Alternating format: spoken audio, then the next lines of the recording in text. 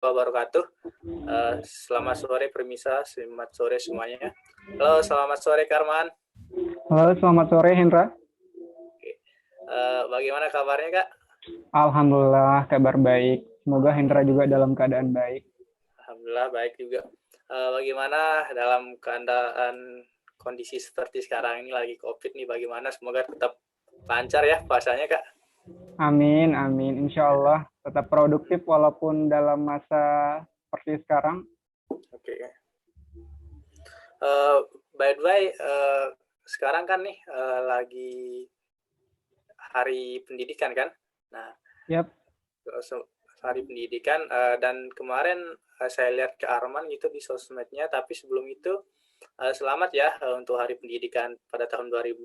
Semoga kita juga sebagai generasi penerus bangsa tentunya dan bermanfaat bagi agama, nusa dan bangsa gitu. Oke, Amin, selamat ke amin. Arman yang sudah menjadi duta pendidikan NTB. Oke.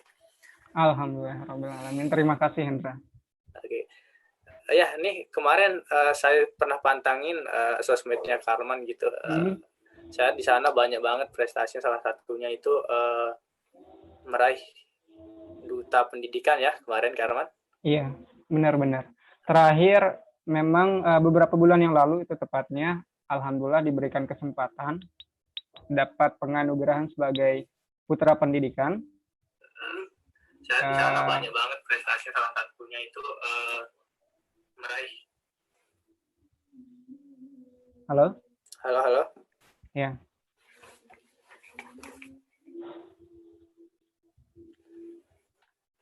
Oh ya, kemarin kan Karma sudah jadi peraih nih untuk duta pendidikan NTB gitu.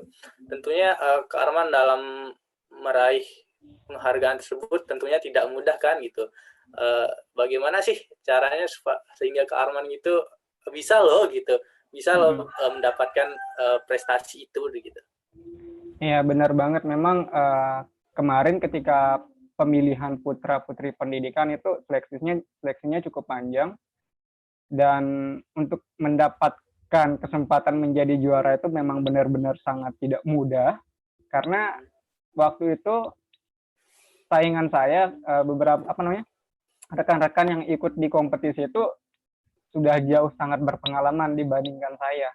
Kan kompetisinya itu pageant. Jadi saya pertama kali ikut kompetisi pageant. Sebelumnya memang sempat ikut kompetisi, tapi itu business plan competition, nggak pernah ikut dalam event-event kayak event pageant seperti itu. Dan untuk mendapatkan juara itu memang benar-benar tidak mudah seperti itu. Oke. Selanjutnya gini nih Kak Arman, tadi kan Kak Arman sudah sempat kasih tahu kita nih semuanya tentang prestasi yang kemarin Kak Arman dapatkan.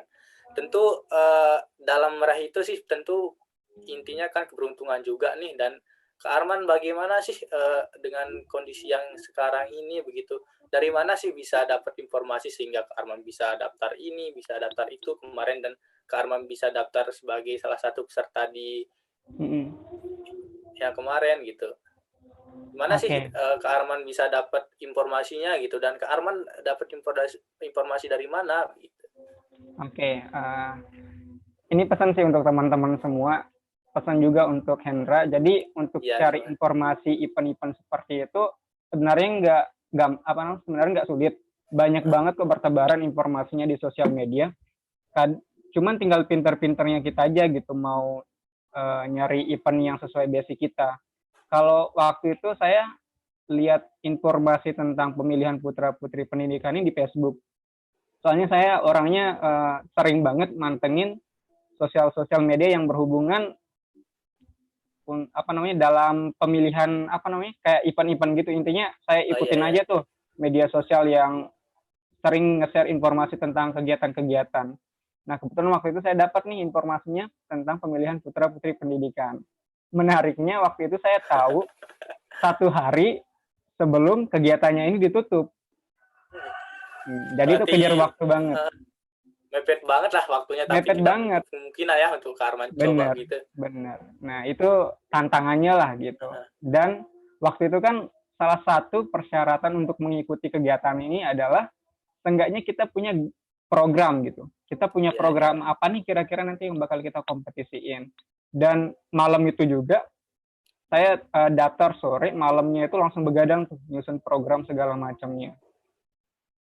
Nanti untuk gimana caranya biar bisa juara itu nanti deh saya kasih tahu tipsnya. Pokoknya menarik deh.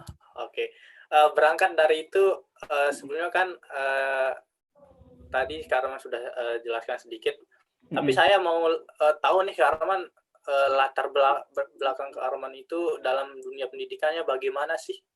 Kan kadang nih orang-orang kadang kan saya mau kuliah tapi bagaimana nih caranya sedangkan saya tidak punya biaya dan segala macam.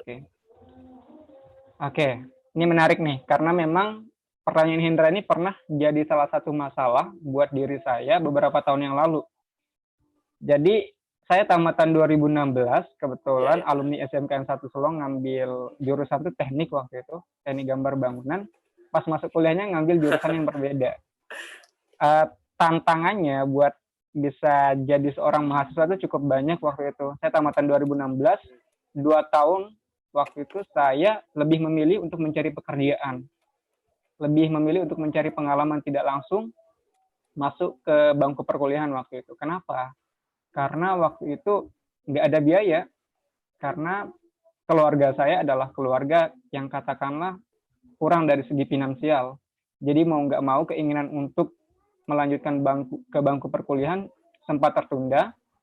Selama 2 tahun mencari pekerjaan di Bali waktu itu, kerjanya serabutan aja tuh, pindah, udah kerja di sini, pindah dan sebagainya selama 2 tahun. Lalu saya berpikir, ini kalau saya kerja kayak gini terus nih, saya kapan bisa berkembangnya, kapan bisa jadi orang yang terdidik gitu. Dan alhamdulillah waktu itu saya putuskan untuk kembali ke Lombok dan menetap. Dan waktu itu ketika mendaftar menjadi mahasiswa, itu tantangannya masih cukup banyak. Karena selama 2 tahun bekerja pun belum ada keuangan yang cukup untuk mendaftar perkuliahan waktu itu. Dan banyak banget lah pokoknya tantangannya dari segi finansial. Karena memang saya berangkat dari keluarga yang katakanlah tidak mampu seperti itu. Jadi gini Kak Arman, berangkat dari segi kondisi ya, dari segi kondisi kita itu. Jadi kebanyakan nih sekarang kan lagi mau penerimaan mahasiswa baru kan nih, anak-anak SMA, SMK dan sederajat gitu kan, tentunya sekarang lagi tinggal menunggu pengumuman loh hari ini Kak. Menunggu pengumuman gitu. Jadi terkadang nih kita sudah ngambil jurusan lain, misalkan di SMA, SMK atau sederajat lainnya, lalu ketika kita masuk nanti ke perguruan tinggi, kadang-kadang saya pun kemarin pas masuk kuliah itu Kak bingung gitu ya. Jadi jurusan mana ya saya harus ambil ketika saya misalkan ngambil jurusan di SMA itu IPA ataupun IPS, atau di SMK misalkan RPL atau teknik segala macam gitu. Saya bingung mau ngambil jurusan itu apa gitu. Kira-kira bagaimana sih cara Kak Arman gitu ambil tips masuk jurusan itu? Oke, terima kasih pertanyaannya. Gimana caranya ngambil jurusan di bangku perkuliahan ketika pas masih SMA nih kita ngambil jurusan, katakanlah mau jurusan yang berbeda gitu lah, pengen nyobain sesuatu yang baru. Sebenarnya nggak ada masalah sih perihal hal itu, karena memang saya jurusan gambar bangunan ketika SMK, ketika mendaftar kuliah saya mengambil jurusan di bidang pendidikan informatika. Kan nggak sejalan tuh. Jauh banget ya larinya begitu. Ya, larinya jauh banget tuh. Tapi nggak apa-apa. Sebelumnya saya mahasiswa Universitas Hamzah Wadi, nih Hendra juga nih, rekan saya di sana. Kami berdua nih mahasiswa Universitas Hamzah Wadi. Angkatan berapa Hendra? Kita angkatan tahun 2018 kan. Oke, 2018. Masih muda lah gitu kan. Oke. Pertanyaannya Hendra tadi, gimana cara ngambil jurusan yang sesuai sama jurusan gitu kan. Sebenarnya kalau teman-teman nih, misal SMK ngambil jurusan IPA misalnya nih, terus ketika mau daftar jadi mahasiswa mau ngambil jurusan yang berbeda, nggak ada masalah sama sekali sebenarnya. Karena memang bukan sebagai faktor penentu juga kita suksesnya gitu ketika kita ngambil program studi yang berbeda misalnya, atau jurusan yang berbeda ketika SMA dengan SMK. Intinya adalah ikutin aja apa yang sesuai sama keinginan kita. Dan ngambil jurusan tuh jangan sampai ikut-ikutan. Nah, itu yang bahaya. Jangan sampai ngambil jurusan yang tidak sesuai sama basic kita. Misalnya kita punya basic tuh punya keahlian di bidang komputer, ya udah ngambil pendidikan informatika, ngambil teknik informatika atau sistem informasi. Jangan ngambil jurusan bahasa Inggris misalnya kalau kita punya basicnya di bidang IT misalnya. Intinya adalah ini pesan untuk adik-adik nanti yang mau jadi mahasiswa, ambil jurusan yang sesuai sama keinginan kalian atau keahlian kalian. Pokoknya apa yang jadi minat kalian lah, ambil aja jurusannya. Jangan sampai ikut-ikutan. Nanti takutnya kalau ikut-ikutan tuh nggak betah kalian kuliahnya. Nggak nyaman dan ngerasa tertekan. Nggak nyaman nanti sampai setengah nanti kuliahnya begitu ya. Iya, betul. Jadi gini juga Kak Arman, terkadang kan jika Kak Arman bilang tadi, kita harus ngambil jurusan sesuai dengan minat atau basic kita. Tapi terkadang misalkan kita nih misalkan yang masih di daerah kita katakan di letak geografisnya yang cukup pelosok di wilayah timur gitu kan, terkadang kita dituntut sama orang tua, kamu harus ngambil jurusan ini, kamu harus ngambil jurusan ini, tapi jurusan yang kita diminta sama orang tua kita itu terkadang kita gitu. Bagaimana sih Kak Arman menyikapi itu gitu? Oke. Ini menarik sih karena memang ini biasanya jadi permasalahan buat teman-teman yang mutusin buat ngambil jurusannya gitu. Kadang ketika kita pengen jurusan yang ini ditentang sama orang tua. Nah, caranya gimana? Sebenarnya simpel aja teman-teman. Yakinkan diri kalian. Setelah kalian yakin dengan diri kalian, yakinkan orang tua kalian. Insya Allah orang tua kita tuh nggak bakal ngebatasin kok selama kita meyakininya tuh dengan cara yang baik. Misalnya kalau orang tua kita berpikir bahwa oh jurusan komputer itu nggak penting gitu. Nggak penting, mending ngambil jurusan yang beda aja. Mungkin keinginan orang tua pengen jadi guru nih, karena memang lapangan pekerjaan untuk guru kan lumayan banyak tuh. Iya. Tapi kita basicnya nih nggak guru gitu ya. Nggak ada keinginan sama sekali untuk jadi guru. Nah, coba yakinkan diri. Gimana caranya meyakinkan orang tua juga. Intinya sampaikan dengan baik-baik. Jangan sampai ketika kita udah seneng nih, udah ngambil jurusan kita, tapi kedua orang tua kita nggak ridho, itu juga nggak baik. Karena memang salah satu kunci untuk sukses itu ya adalah ridho dari orang tua. Ridho orang tua gitu ya. Benar. Jadi sebisa mungkin kalau keinginan kedua orang tua nggak mau ini, nggak mau itu misalnya, yakinkan aja kalau memang itu sesuai keinginan kalian. Berarti nanti bagaimana kita sebagai, contohnya saya katakan sebagai anak gitu ya, bagaimana intinya kita bisa meyakinkan orang tua gitu, sebagaimana misalnya kita minati gitu. Saya flashback sedikit nih Kak Arman tentang pembicaraan kita pertama tadi, berangkat dari putra pendidikan ya. Kemarin Kak Arman sudah terpilih. Jadi kondisi Kak Arman ketika sekarang mau masuk kuliah ini kan, tentu boleh nggak Kak Arman bagi sedikit cerita gitu kan, bagaimana latar belakang kehidupan Kak Arman di rumah, kondisi sosial Kak Arman gitu, kondisi keluarga di rumah bagaimana sih gitu.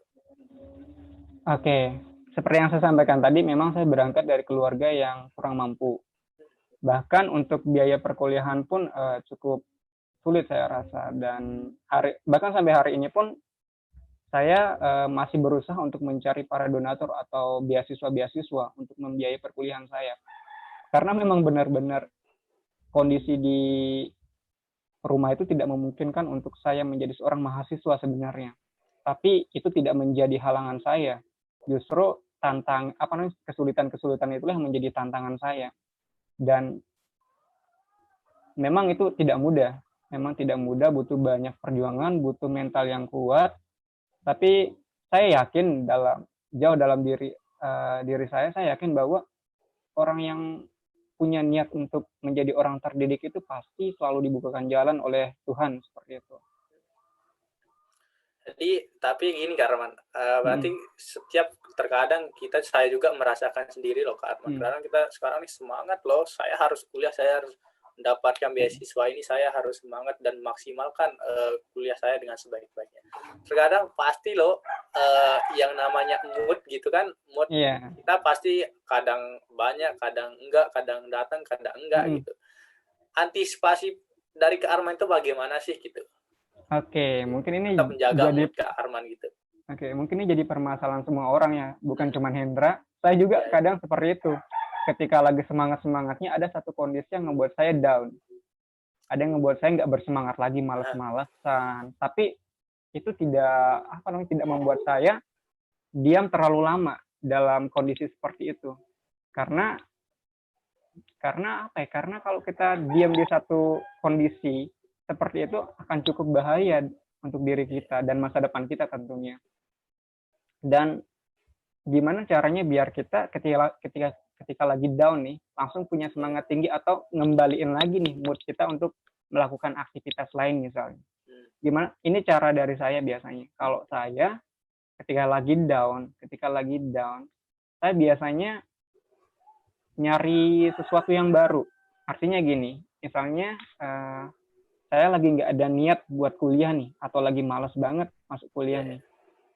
Pasti saya bakal manfaatin misalnya HP saya, cari video-video di YouTube atau video-video di sosial media yang punya potensi buat ngebangun lagi nih mood saya atau semangat saya. Misalnya ketika saya lagi down, saya pasti bakal mantengin konten-konten yang memang mengedukasi. Ada banyak kok kalau Hendra atau teman-teman cari di YouTube tuh biografi orang besar atau orang-orang sukses. Itu salah satu kesamaan mereka adalah mereka selalu punya kesulitan dalam menjalin kehidupan mereka. Pasti selalu punya kesulitan. Tapi yang jadi kesamaan mereka adalah kesulitan mereka itu tidak menjadi penghalang mereka. Justru itu menjadi sebuah dorongan untuk lebih semangat lagi. Karena salah satu ciri-ciri orang sukses adalah banyak kesulitan yang dia temukan di proses dia mendapatkan itu. Banyak banget kesulitan-kesulitan yang didapatkan. Nah, jadi pesan untuk Hendra dan teman-teman juga, untuk diri saya juga, ketika kita lagi dalam kondisi down, jangan sampai boleh mungkin, tapi jangan terlalu lama. Harus cepat-cepat nyari strategi biar langsung keluar dari zona itu, karena itu adalah zona yang sangat berbahaya. Keluar dari zona tidak nyaman, gitu kan? Iya. Jadi berangkat dari pembicaraan Kak Arman tadi kan tentu semua rintangan gitu. Kira-kira nih dari Kak Arman selama menjalani dunia pendidikan yang sekarang di bangku perkuliahan di Universitas Hamzah itu, dari Kak Arman mulai mendaftar gitu dan sekarang sudah menjadi seperti yang sekarang ini, kira-kira hal terberat yang Kak Arman rasakan itu apa sih gitu? Oke. Kadang kan masing-masing kita punya halangan yang terberat. Kadang ya namanya kita jiwa-jiwa remaja gitu, umur remaja pemuda ini kan yang namanya hati juga dalam pasti ada lah gitu. Oke, tantangan terbesar ya ketika menjalani proses pendidikan. Tantangan terbesar sampai hari ini mungkin ada pada diri saya mungkin ya. Tantangan terbesarnya itu ada pada diri saya. Seperti yang Hendra sampaikan tadi lah, kadang ada satu kondisi yang ngebuat kita kayak nggak ada semangat. Dan itu yang pernah saya rasakan di dunia pendidikan. Saya pernah merasa bahwa kayaknya kuliah ini nggak penting-penting amat gitu. Artinya ini kuliah kayaknya, iya, serius saya pernah berpikir seperti itu. Kayaknya ini pendidikan, saya kuliah nggak penting-penting banget deh. Kayaknya kalau saya kerja lebih cepat jadi orang sukses deh gitu. Itu saya pernah berpikir seperti itu, pernah punya mindset yang seperti itu. Dan itu salah banget. Itu salah banget. Karena kenapa? Karena pendidikan itu ya adalah salah satu alat paling ampuh gitu. Alat paling ampuh untuk kita menjadi seseorang yang katakanlah sukses. Percaya nggak percaya, serius, orang-orang di luar sana tuh mereka bisa seperti sekarang, orang-orang besar itu karena mereka adalah orang terdidik. Mungkin kita temukan orang-orang yang katakan nggak lulus SD-nya, nggak lulus SMA-nya, tapi bisa sukses. Iya, benar, pasti ada beberapa orang yang seperti itu. Tapi nggak mungkin dong kita melakukan hal yang sama. Kalau beruntung mungkin iya, tapi tetap aja kok orang-orang di luar sana yang sukses-sukses itu mereka selalu melalui jalur pendidikan dulu. Dari pertanyaan Hera tadi, yang jadi tantangan terbesar itu adalah diri kita sendiri. Ini bukan cuma di saya, mungkin di teman-teman juga pasti nggak pernah ngerasa nggak semangat buat kuliah gitu. Itu nggak apa ya, udah jadi problem krusial lah di semua orang, termasuk saya. Tapi nggak apa-apa, itu udah termasuk proses kita menjalani.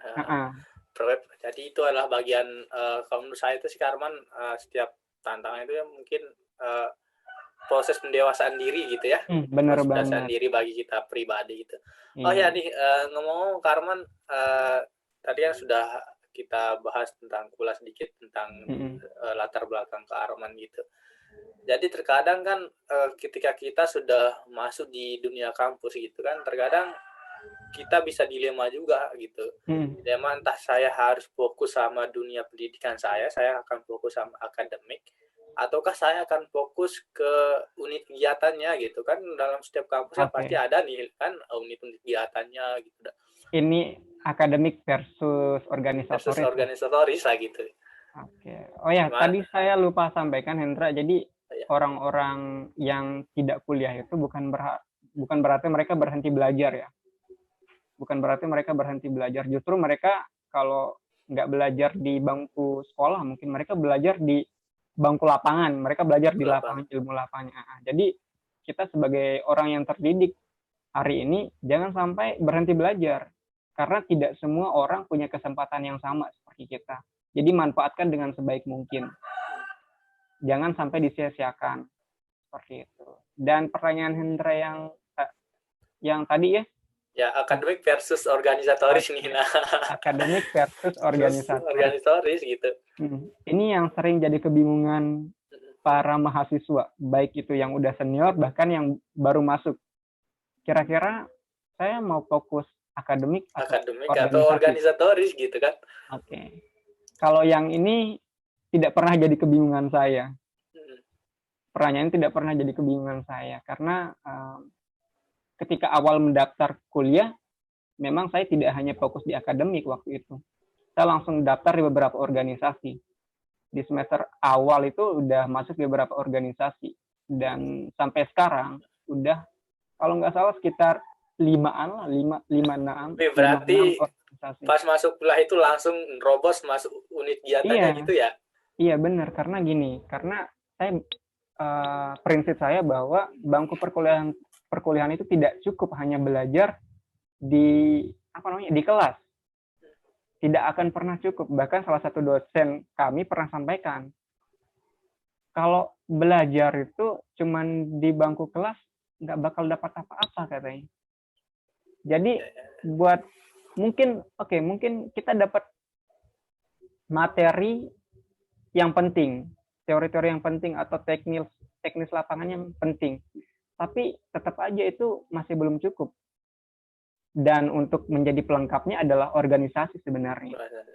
Dan saya pribadi adalah bukan orang yang mendewa-dewakan akademik, bukan juga orang yang mendewa-dewakan organisasi. Saya balance aja gitu. Kalau bahasa sederhananya 50-50 lah gitu. Balance. Karena gini, karena ketika kita sudah fokus cukup dengan hanya akademik, itu akan ada kerugian besar yang akan kita rasakan nanti. Mungkin nggak sekarang. Serius, ini yang menjadi permasalahan orang-orang yang sudah wisuda itu.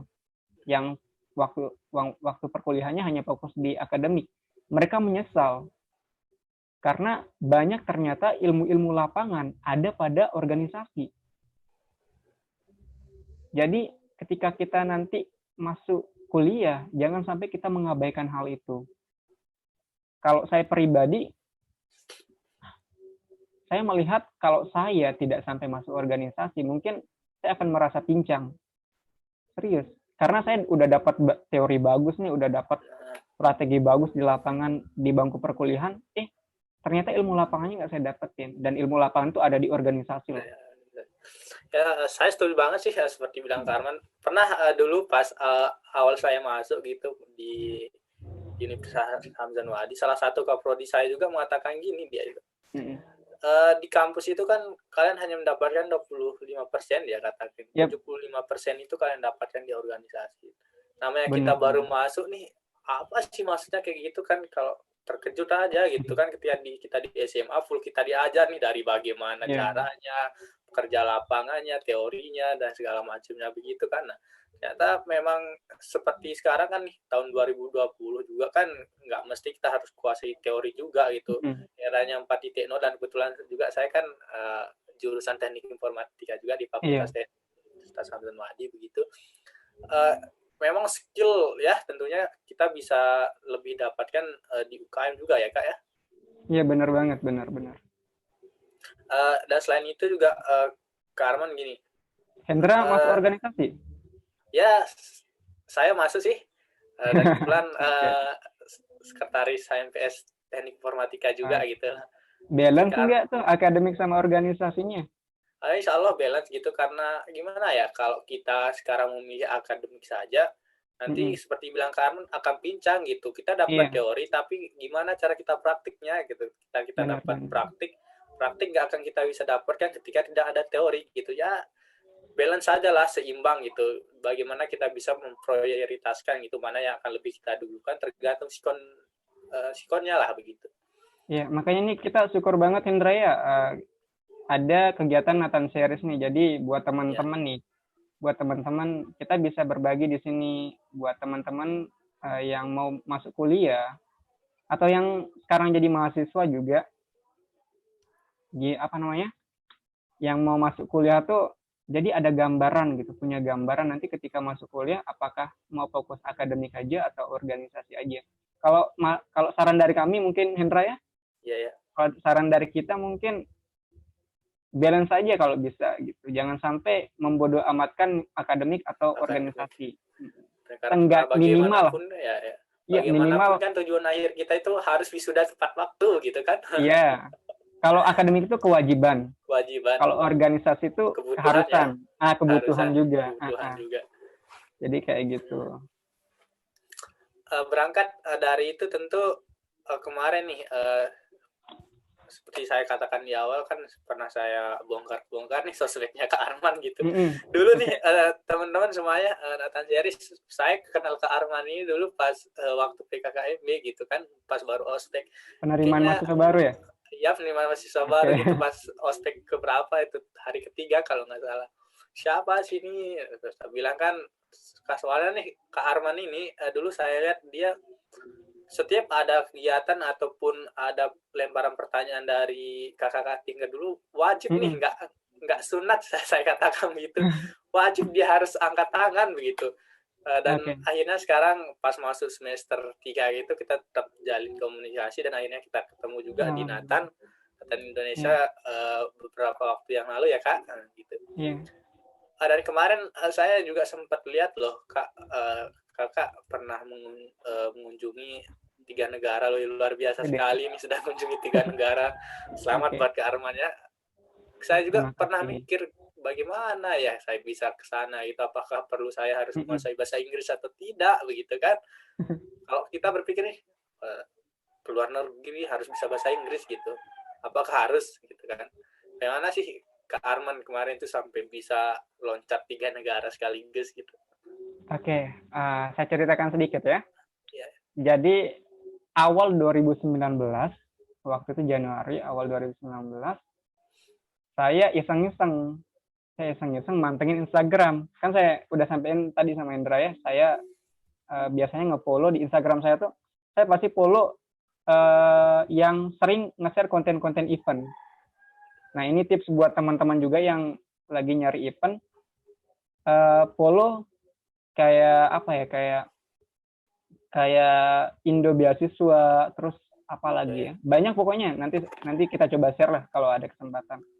Nah saya iseng-iseng waktu itu dapatlah saya postingan dari Comparative Study. Nah Comparative Study ini dia punya event untuk melakukan tour education ke 3 negara Asia. Saya pantengin, saya pantengin, saya lihat-lihat ini menarik nih. Karena kenapa? Yang bikin saya tertarik adalah ada kata education-nya, pendidikannya. Saya kan orangnya tertarik banget sama pendidikan. saya tertarik banget sama pendidikan, dan ada kegiatan tour education ke 3 negara.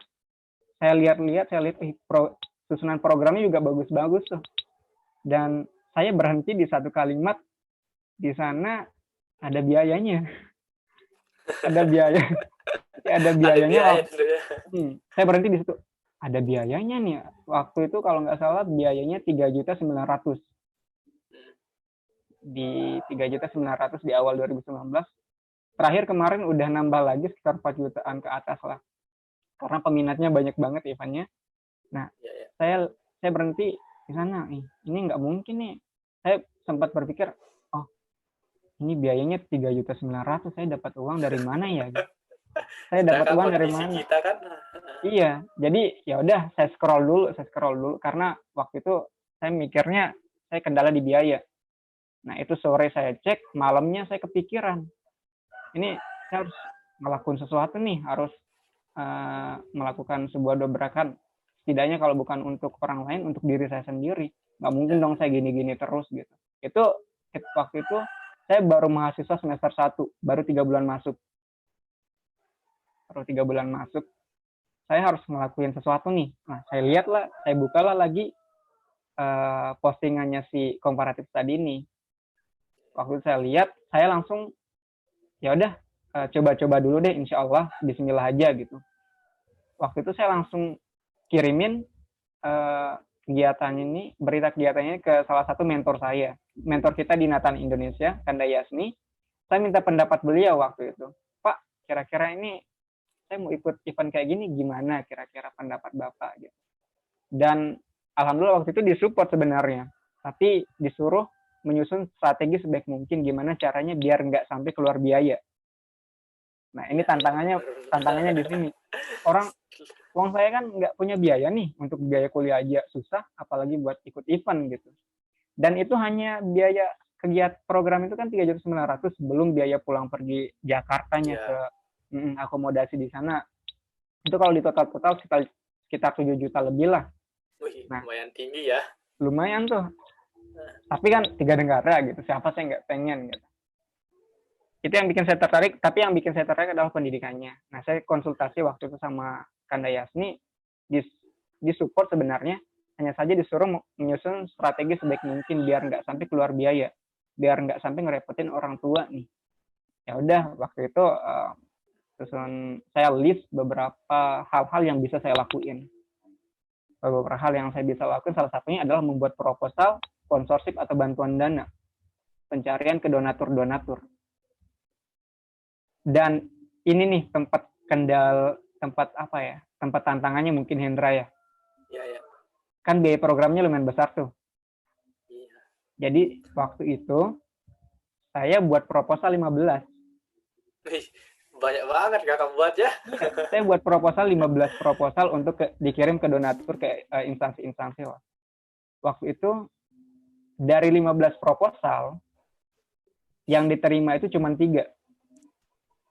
Jadi dalam satu hari saya ke 3 tempat untuk melayangkan proposal saya. Dalam satu hari saya ke 3 tempat untuk melayangkan proposal, dan dalam satu hari juga saya mendapatkan 3 penolakan. Luar biasa ya, tapi intinya semangat ya. Semangat, iya. Jadi waktu itu 12 proposal saya ditolak dan hanya 3 yang lolos. Dan dari 3 proposal ini alhamdulillah sudah cukup untuk membiayai saya. Kalau di total waktu itu yang saya dapatkan dari donatur sekitar 14 sampai 15 juta waktu itu. Wih, 2 kali lipat. 2 kali lipat dari apa yang saya targetkan. Iya.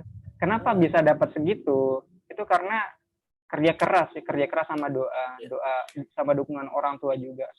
Karena ketika saya mendaftar waktu itu saya minta restu dulu dari orang tua, karena sadar nggak sadar restu orang tua itu adalah perantara kata iya dari Tuhan. Jadi ketika orang tua kita sudah meridhoi, insya Allah semua jalan kita untuk melakukan sesuatu dipermudah. Dan itu lebih dari yang saya harapkan loh. Dan itu sudah mampu membiayai saya ke 3 negara itu tanpa mengeluarkan biaya sepeser pun. Seperti itu. Oke, dan untuk teman-teman juga, jadi orang-orang yang kuliah atau teman-teman yang kuliah, bukan hanya mereka hanya berhenti belajar di sana gitu, dan sekiranya belum bernasib gitu untuk melanjutkan studinya lebih tinggi ke bangku perkuliahan, intinya tidak akan lepas dari belajar gitu. Seperti bilang Karman tadi kan, bisa saja kita langsung praktik kerja lapangan gitu kan ya Karman. Dan satu lagi nih Karman, saya tanyakan sama Karman gitu. Terkadang gitu jadi kendala kita, atau bagi saya pribadi gitu kan, seseorang gitu untuk bisa nih, kan kita dengar sekarang nih banyak banget nih beasiswa kita lihat di Instagram maupun di Twitter dan lain sebagainya itu. Dan nih teman-teman hebat banget loh, selain pendidikan ataupun putra pendidikan, dan pernah ke 3 negara, salah satu jadi peraih beasiswa juga loh di Universitas Hamzah. Amin. Dan luar biasa banget kan teman-teman gitu. Jadi teman-teman juga saya yakin gitu nggak salah lah untuk nonton Nathan Series pada sore hari ini gitu. Saya yakin teman-teman yang lain juga bisa seperti saya, bahkan lebih. Intinya asal ada kemauan aja. Hendra juga bisa lebih seperti saya dan rekan-rekan yang lain. Yang sebenarnya saya, jika dibandingkan orang-orang di luar sana, kalau dari segi prestasi mungkin kalah. Banyak kok yang lebih berprestasi dari saya. Cuman saya punya panggilan gitu, buat, artinya kayak punya keinginan untuk berbagi gitu, apa yang menjadi pengalaman saya, menjadi yang saya rasa bisa memotivasi teman-teman juga, itu pasti itu saya rasa harus dibagiin, walaupun dengan prestasi yang nggak seberapa gitu. Iya ya. Jadi kira-kira Karman punya tips nggak nih untuk teman-teman kan, saya nih nilai saya bagus. Nah, nilai saya bagus gitu. Tapi kan terkadang untuk teman-teman nih nggak berani gitu, keberanian dia untuk mengajukan diri untuk bisa meraih beasiswa itu ya, terkadang kita takut gitu. Kemampuan teman-teman bisa berinteraksi sama yang lain itu gitu. Bagaimana sih Kak Arman punya tips bagaimana cara interaksinya supaya ya bisa meraih beasiswa tersebut dengan pendukung nilainya begitu kan? Gimana sih tanggapan Kak Arman atau tips-tips nih dari Kak Arman begitu? Jadi seperti yang saya sampaikan tadi, walaupun saya ikut di banyak organisasi, tidak pernah mengganggu jam perkuliahan saya. Balance saja gitu. Yaitu berangkat dari manajemen waktu dan manajemen diri. Itu semua bisa terkendali oleh 2 hal itu. Ketika kita sudah bagus manajemen waktunya, gimana nih manajemen diri kita udah bagus nggak? Kalau dua-duanya udah bagus, insya Allah lah untuk mengatur waktu di akademik dan organisasi itu tidak terlalu sulit. Dan gimana caranya biar tadi kayak dapat beasiswa gitu ya. Dapat beasiswa. Kalau saya hari ini memang sedang menyiapkan berkas-berkas atau hal-hal pendukung sehingga saya mendapatkan beasiswa. Yang saya dapatkan kemarin itu cuma bantuan dana atau support dari para donatur sehingga saya bisa melakukan kunjungan ke beberapa negara. Kalau untuk beasiswa sedang saya persiapkan dari sekarang. Nah, ini pesan buat teman-teman yang lagi ngejar beasiswa, kan salah satu faktor pendukung kita dapat beasiswa itu kita harus punya, tidak hanya dari nilai yang bagus ya, tapi kita juga harus punya jejak prestasi dan juga jejak kontribusi. Jejak kontribusi itu paling penting juga. Itu menjadi faktor kita mendapatkan beasiswa. Nah, maka dari sekarang untuk rekan-rekan mahasiswa, dari sekarang udah harus prepare. Dan ini khususnya untuk yang maba nanti ketika masuk perkuliahan, langsung prepare aja. Apa yang menjadi pendukung-pendukung kita dapat beasiswa. Itu tadi, jejak prestasi, nilai, sama jejak kontribusi. Baik itu di masyarakat dan juga di kampus. Seperti itu. Itu beberapa hal pendukung yang mendapatkan kita atau kita punya kesempatan buat dapat beasiswa. Oke, mungkin sebelum kita lanjut ke banyak sekali pertanyaan dari para pemirsa sahabat semuanya dimanapun berada. terakhir nih kayaknya saya akan bertanya sama Kak Arman gitu. Jadi gini Kak Arman, selain Kak Arman di dunia kampus tentu kita kan harus berkontribusi gitu kan, biar kita mengaju ke Tridharma perguruan tinggi gitu ya. Jadi kontribusi Kak Arman sejauh ini di masyarakat atau di desa Kak Arman itu gimana sih gitu? Untuk biar kesinambungan loh dunia pendidikan Kak Arman di kampus dan di masyarakat juga gitu. Ini yang harus diingat oleh rekan-rekan mahasiswa atau teman-teman yang bakal jadi mahasiswa nanti. Mahasiswa itu identitasnya adalah berangkat dari masyarakat dan kembali untuk masyarakat. Jadi ketika teman-teman sudah menjadi seorang mahasiswa, jangan sampai melupakan hal itu. Karena banyak loh teman-teman yang saya temukan di lapangan tuh, ketika mereka sudah masuk di bangku perkuliahan, mereka kadang bodo amat dengan kondisi sosialnya. Gitu. Padahal mau nggak kayak kita berangkat dari masyarakat dan kembali masyarakat, nanti ujung-ujungnya kita bakal balik lagi kok. Jadi kalau sebisa mungkin buat rekan-rekan mahasiswa jangan sampai bodo amat. Dan kontribusi untuk kampus juga sangat penting. Makanya kita ketika jadi mahasiswa jangan sampai jadi mahasiswa yang kupu-kupu. Ya, kuliah pulang masuk gitu ya. Itu rugi tuh. Itu bakal rugi banget karena mungkin nggak langsung kita rasain sekarang, tapi nanti ketika sudah selesai udah wisuda tuh kerasa banget kok gimana nyeselnya gitu. Sampai kalau pertanyaan Hendra tadi, apa yang sudah saya lakukan di masyarakat dan di kampus, mungkin nggak banyak yang bisa saya banggakan. Karena saya baru juga jadi mahasiswa, baru semester 4. Kita sama-sama baru semester berapa ya? 4 ya? Semester 4, iya. Kalau di masyarakat memang saya aktif di Karang Taruna, di program-program pemuda lah pokoknya. Kalau di kampus, saya kontribusinya melalui ide gagasan. Jadi saya karena notabene saya seorang yang berangkat dari atau fokusnya di bidang teknologi, ya udah saya memberikan kontribusi dalam bentuk inovasi gitu. Inovasi teknologi tentunya sesuai dengan basic teknologi. Gitu. Iya benar. Nah, ini yang sering dilupain atau yang sering dikeluhkan oleh mahasiswa. Mereka menganggap status mereka sebagai seorang mahasiswa mengganggu aktivitas mereka untuk mencari penghasilan. Itu yang selalu menjadi paradigma mahasiswa. Sebenarnya nggak selalu seperti itu. Justru kalau saya pribadi melihat status saya sebagai seorang mahasiswa harus saya manfaatkan juga untuk mencari tambahan misalnya. Misalnya kayak terakhir kemarin kita bikin aplikasi. Kita bikin sebuah aplikasi. Yang aplikasi ruang apa namanya itu? Ruang inspirasi ya? Iya, itu masih dalam masih itu ya masih. Tapi kemarin yang udah mau tanda tangan kontrak itu kita yang Pondok Kreatif ya? Iya, yang Pondok Kreatif itu. Iya, sempat saya dengar itu Pondok Kreatif. Iya, pernah sempat ditawarin 200 juta waktu itu untuk penyerahan lisensi. Tapi karena kami berpikir jangka panjang, mungkin enggak gitu. Jadi salah satu bentuk kontribusi selain prestasi ya untuk kampus, hal-hal seperti itulah. Ya. Jadi terakhir nih, Karman, satu lagi, ini banyak banget pertanyaan dari pemirsa yang di live chat. Sekarang kan, sekarang bentar lagi nih mau penerimaan mahasiswa baru gitu. Sekarang yang paling dominan dari teman-teman itu, saya harus kuliah di mana? Apakah saya harus kuliah di kota ataupun di kampus tempat yang ada di wilayah saya gitu. Dan sekarang kan nggak untuk kemungkinan juga saya rasa gitu karena kuliah di kota ataupun di kampus yang ada di wilayah saya, kita itu kan sama aja gitu. Karena sekarang kan teknologi saya rasa sudah tidak terbatas gitu ya kan.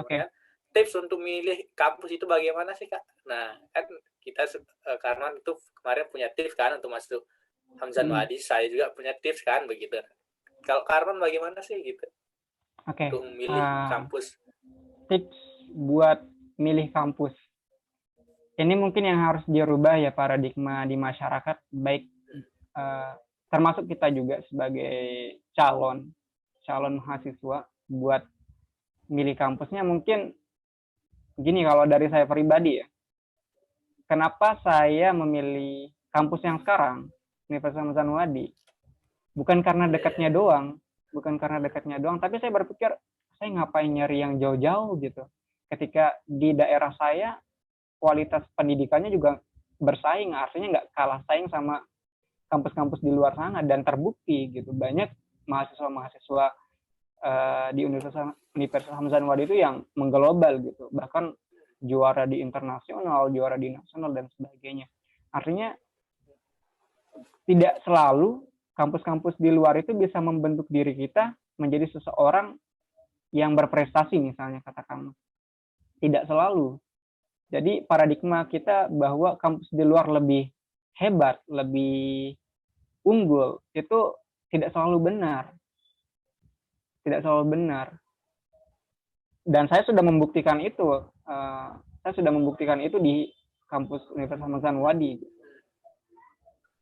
Intinya dimanapun kita kuliah, Dimanapun kita itu perguruan tinggi ataupun swasta, tergantung kita lagi ya. Tergantung ya, kembali pada diri kita sejauh balik mana lagi kita ke diri kita mau berbuat dan berkontribusi.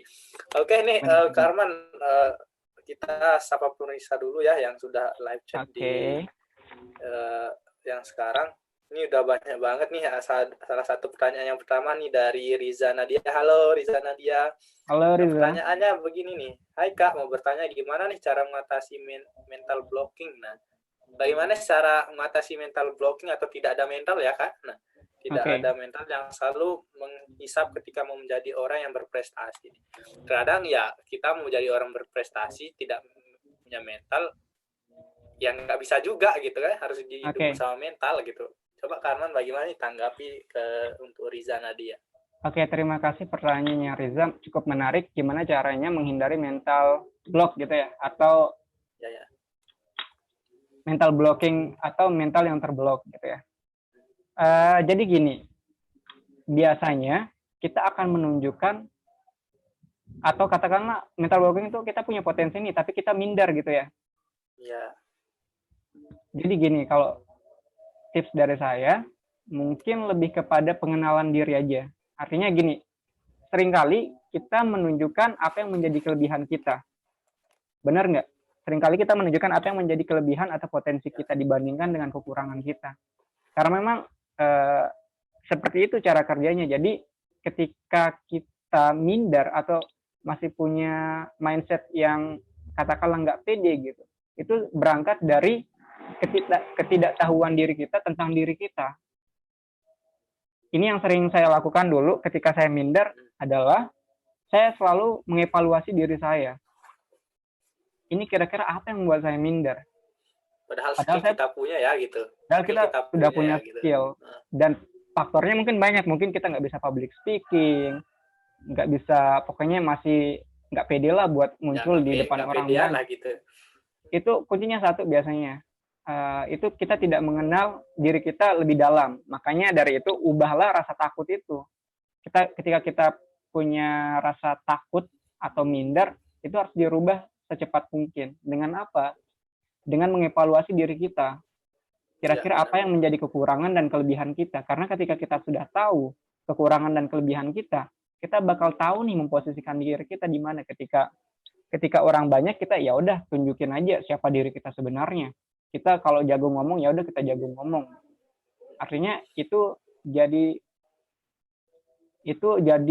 power buat diri kita ketika, atau kelebihan atau nilai strategis buat diri kita ketika kita sudah tahu kekurangan dan kelebihan kita. Dan coba aja dulu, nggak gagal juga nggak apa-apa, yang penting nyoba gitu. Seperti itu. Iya, bener banget. Yang penting intinya sekarang kita ubah lah nih rasa minder kita itu kan, kita coba aja gitu kan. Saya rasa seperti kita pakai motor gitu kan, awalnya kita kan ngeraba-raba kayak pakai motor kopling gitu kan. Padahal kita mana kopling, mana masukin gigi, lama-lama kan terbiasa gitu ya Kak Arman. Iya, dan nggak ada yang jago dalam satu hari loh. Itu butuh proses. Itu proses kan. Ya, jadi itu jawaban dari Kak Arman untuk Riza Nadia. Oke nih, pertanyaan selanjutnya dari Hanifah Solehah nih Kak Arman nih. Kita sapa dulu. Hai Hanifah Solehah. Tadi gini nih pertanyaannya, Kak mau nanya nih, gitu, gimana cara tetap semangat dalam segala keterbatasan? Jika Arman tadi loh, saya keterbatasan dalam bentuk ekonomi sama gitu kan, kita dalam finansialnya kita sama-sama punya keterbatasan gitu. Silakan Kak Arman bisa dijawab nih. Gimana caranya semangat biar tetap semangat ketika katakanlah kita punya banyak keterbatasan? Ya, keterbatasan. Ini berangkat dari motivasi yang ada dalam diri kita. Percaya deh, siapapun kalian, siapapun saya dan Hendra misalnya, itu selalu punya peluang yang sama dalam mencapai sebuah kesuksesan. Dan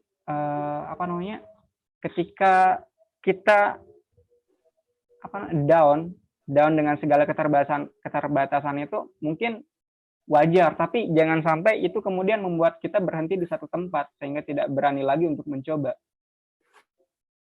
Yang harus dilakukan adalah bangkitkan lagi motivasi yang ada dalam diri kita. Misal saya nih, motivasi terbesar saya kenapa bisa seperti sekarang adalah karena saya berprinsip, setidaknya jika saya tidak bisa membahagiakan kedua orang tua saya dari segi materi atau keuangan, setidaknya saya bisa membahagiakan mereka melalui prestasi.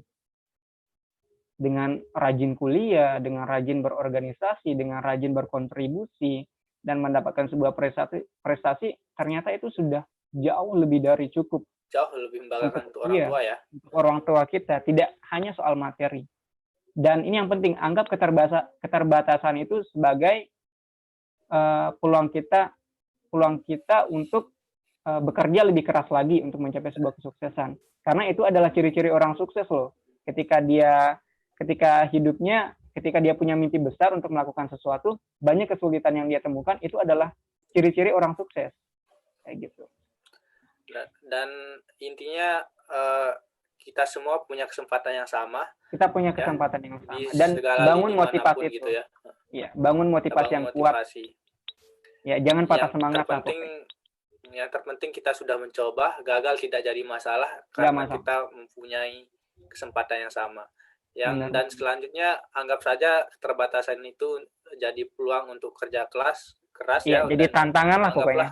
Tantangan, dan anggaplah keterbatasan itu sebagai motivasi kita ya untuk tetap pull up diri, peningkatan skill, kapasitas pengetahuan kita dari segi akademik maupun non akademiknya ya Kak. Gitu. Bener banget. Oh ya Hendra, ini juga penting nih. Ya.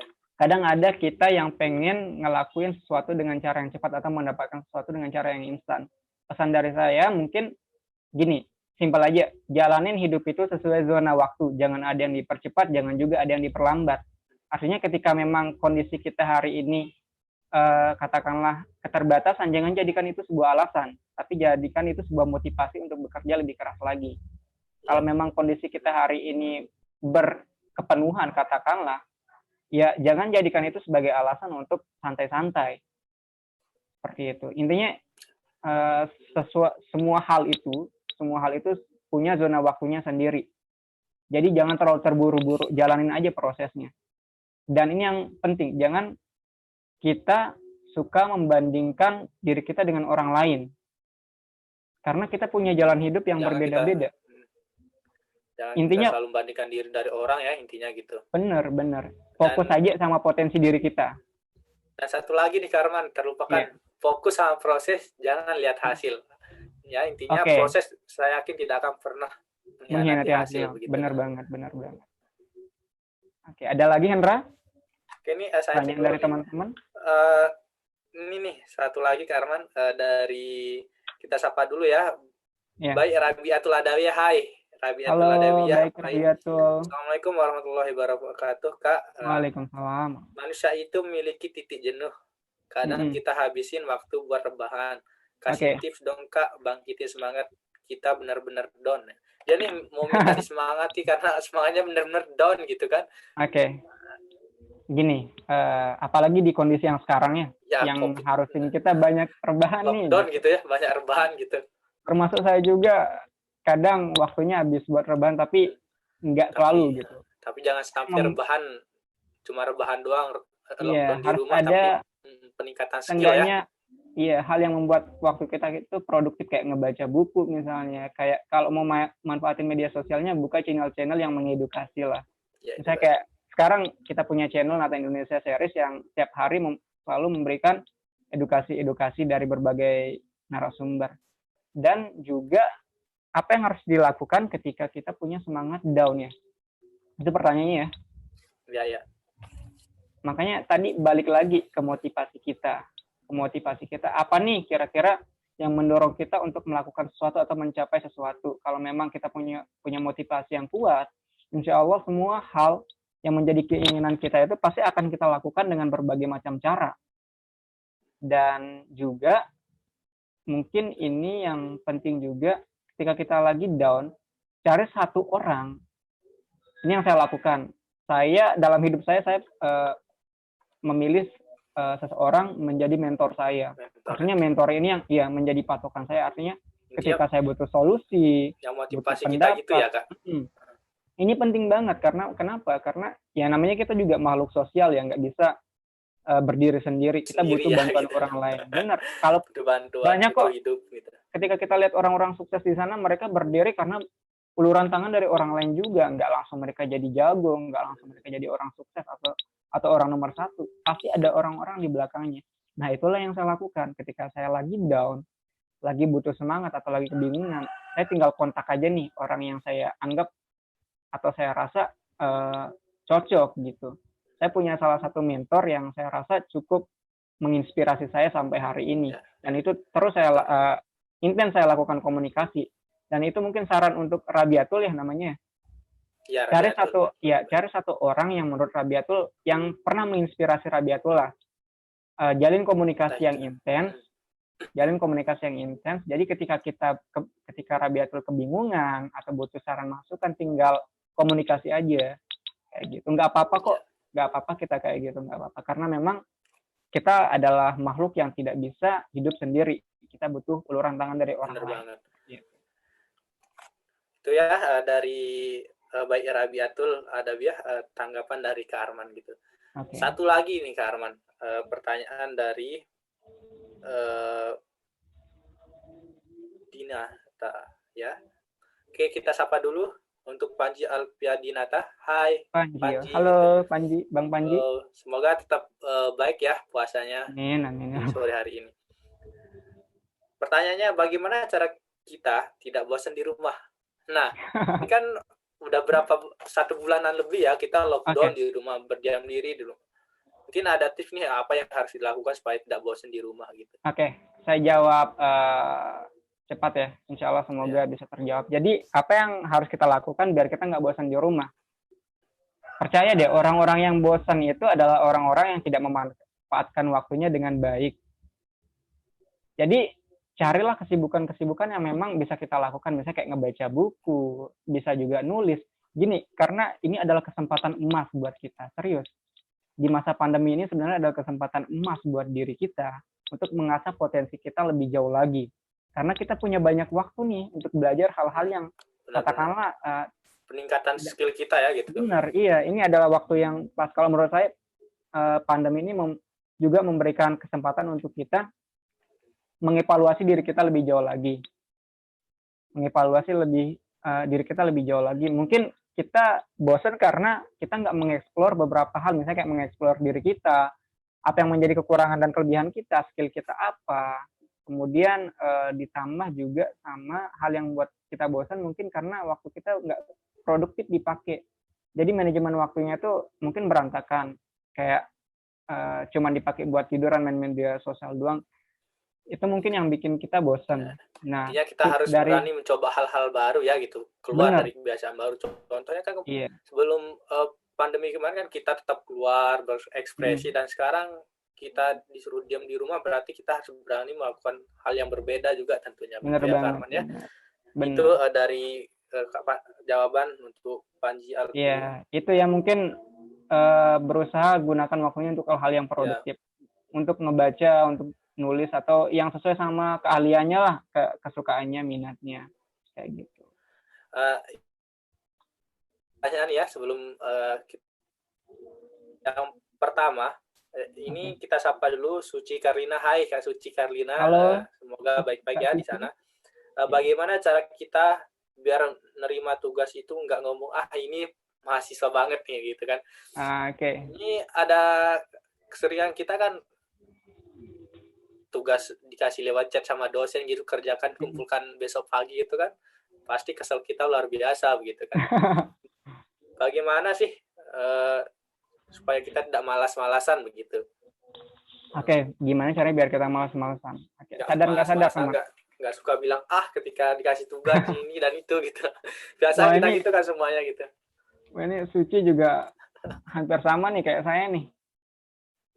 Oke, gini biar kita nggak malas-malasan mungkin ya. Coba introspeksi diri kita aja deh.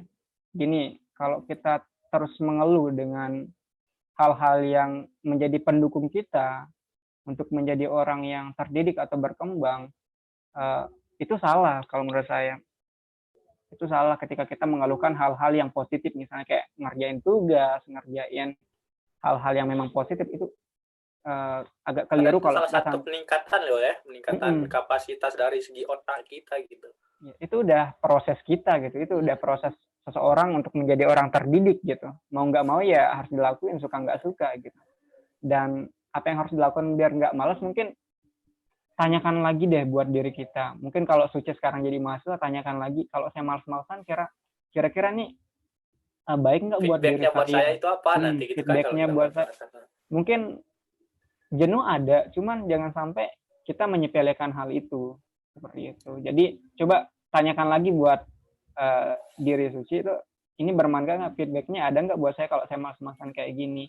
Kira-kira uh, usaha orang tua saya untuk menyekolahkan atau menguliakan saya itu gimana kalau saya malas-malasan kayak gini. Intinya introspeksi diri aja. Gitu aja. Dan kita ingat juga apa yang ingin kita raih tentunya ya. Benar banget. Jadi itu jawabannya ya. Pertanyaan lagi nih. Oke. Banyak ya? Ya banyak banget nih yang ikut di lab. Alhamdulillah. Ini nih, ke Arman banget pertanyaannya begitu. Dari gimana? Kak Dewi Maskiana. Assalamualaikum Siapa Kak. namanya? Waalaikumsalam. Dewi Maskiana gitu. Dewi Maskiana, oke. Ya. Ini ke Arman banget deh pokoknya pertanyaannya gitu. Assalamualaikum warahmatullahi wabarakatuh. Waalaikumsalam warahmatullahi wabarakatuh. Ya. Kak, bagaimana nih cara kita mengatasi ketika kita berada di dua posisi gitu atau tiga posisi? Yang pertama, posisi yang pertama kita diharuskan untuk kuliah, memilih kuliah. Yang kedua, mengikuti lomba, dan yang ketiga mengikuti organisasi. Luar biasa, tiga hal yang ya sebutkan nih dalam waktu ya Kak, manajemen time-nya gitu. Bagaimana sih apa yang harus dipilih ketika itu gitu? Oke.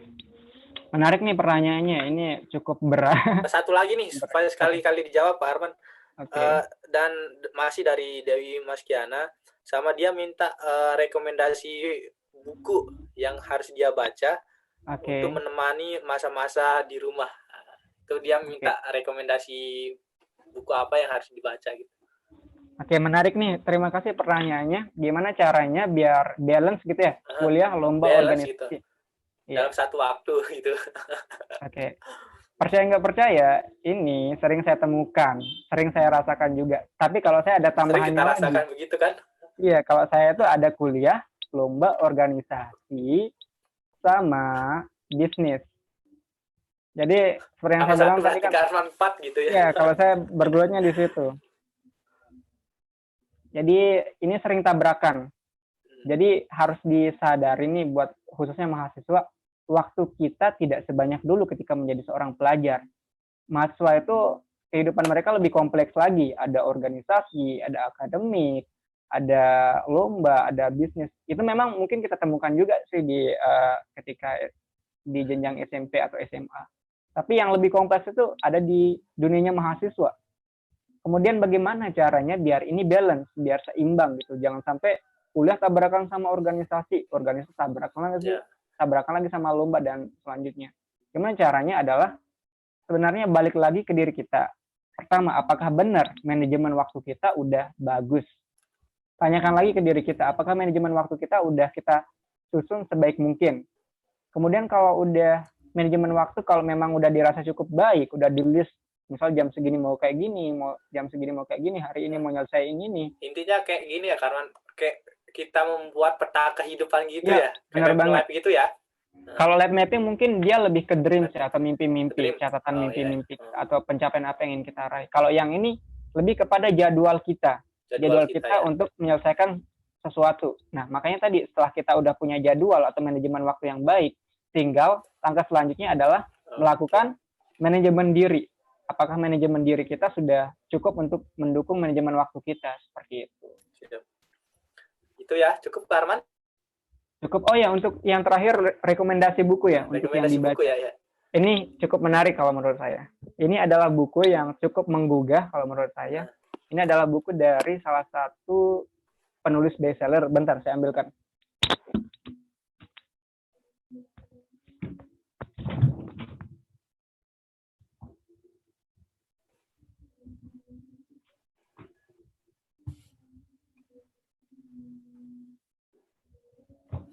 Jadi tunggu sebentar ya, diambilkan supaya bisa langsung lihat sampul bukunya sama Karman. Ini udah nyampe nih.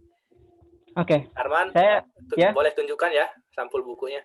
Oke, saya rekomendasiin banget bukunya ini, Ahmad Rifai. Judulnya itu Generasi Emas. Ya, saya rekomendasiin banget buat ini karena kenapa?